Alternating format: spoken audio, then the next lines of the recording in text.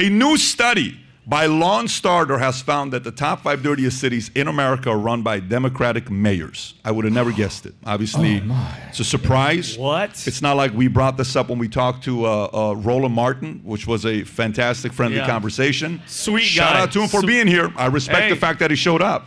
Houston ranked first for the dirtiest city. Anybody here from Houston, by the way? Anybody? Ooh, we got a couple people from Houston. We love you, Houston. My wife's from Houston. We got nothing against Houston. If you got any complaints, write to this guy. What's his name?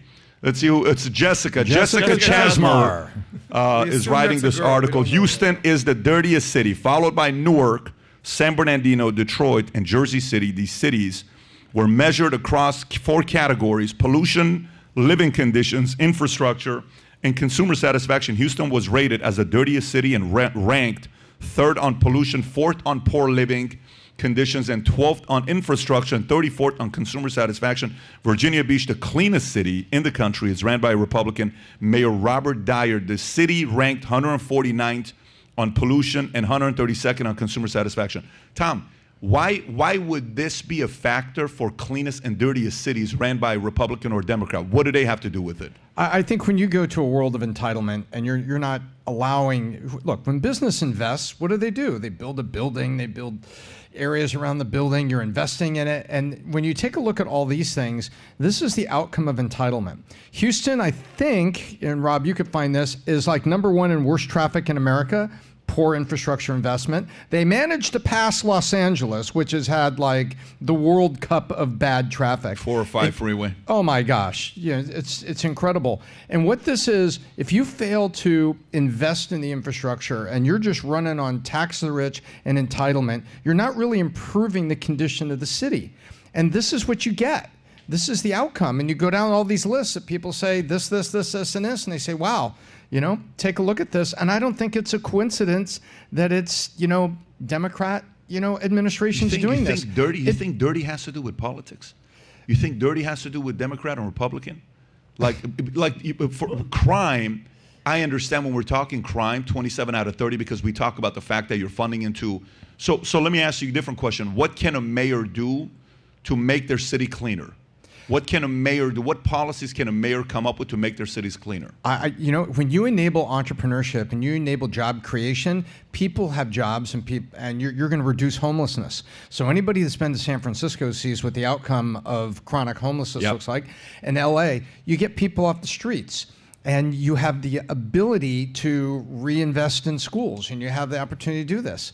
It's very simple. If you promote economic growth and tax it reasonably, you've got money to work with to improve your city. It's that simple. Well, Pat, it not being political, how is it? I mean, it's technically political because if the top 5 dirtiest cities are Democrat, and then the top 5 were with Roland Martin, you said that for crime, like Chicago, it is political because they're all Democratic. But to me, the way I go is, if it's crime, I say, okay, Chicago, got it. What do? Well, you don't have guns. You don't have, license to carry, let's just say, or certain way they handle structure for Second Amendment in Chicago versus another city that's maybe in Idaho, or how they handle it here, or how they handle it in Texas. Then you can kind of say, fine, that makes sense. And then, hey, let's defund the police, or what's the other word for defunding the police? It's asset reallocation, which is another definition for defunding the police. Then you can directly say, there's a reason why this city's crime is so high. But dirty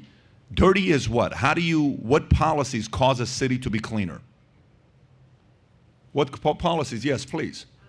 With the jails, use jails, the inmates to clean your city. So use jails, inmates to help come and clean the cities? Okay. People that are getting out, people that are going to be on parole.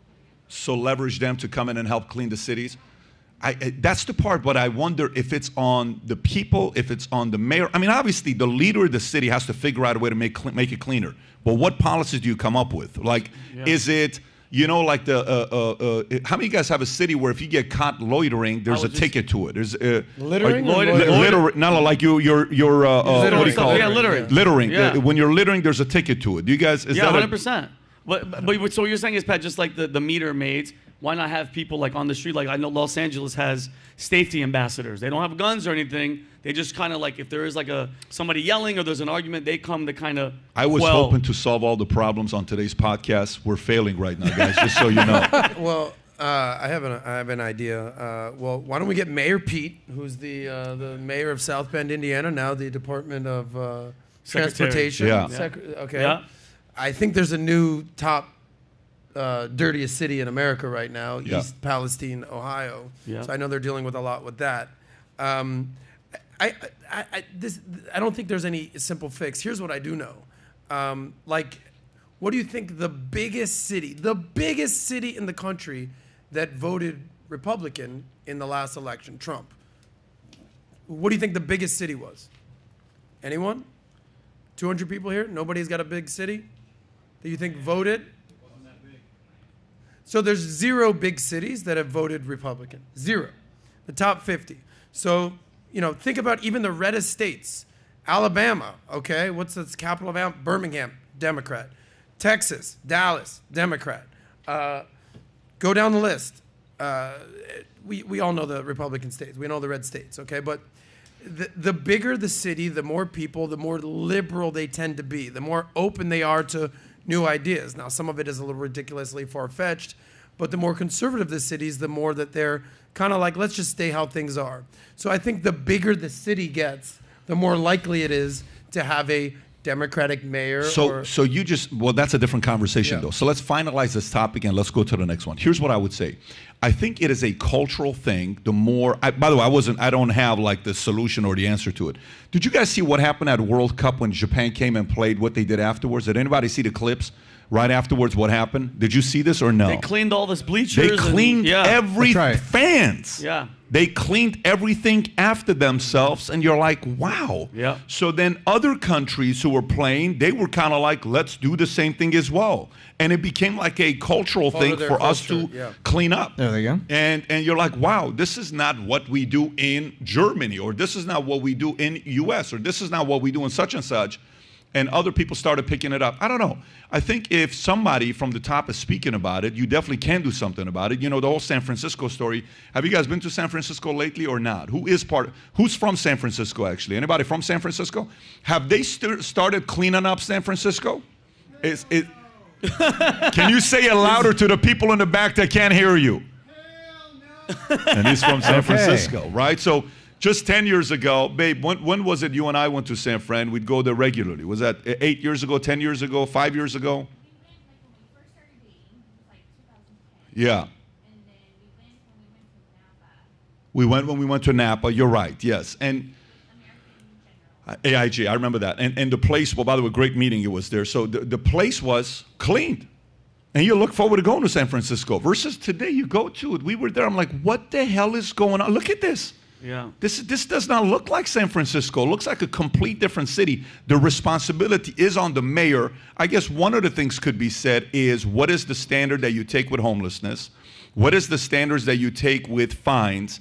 What is the standard with cultural day where, hey, what if we had a one-day cleaning day? Let's all get out there and clean the city. What if we did something culturally that we can make this place a better place? Yeah. What if we did something like that? Remember the day that in California, to deal with gas, they did the one day you couldn't drive. Who remembers that one day? Who remembers? Anybody remembers this? Stay home the 405 was closed, or the 101. What was it called?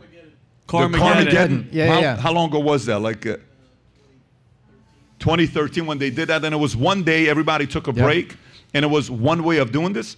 Imagine you're the mayor of a city. You're like, listen, guys, here's what we're doing. We have gotten the top 20 CEOs of the top 20 companies in our city. And here's what we got all the CEOs to agree to do. One day, paid leave to go out there and all of us volunteer to clean our city.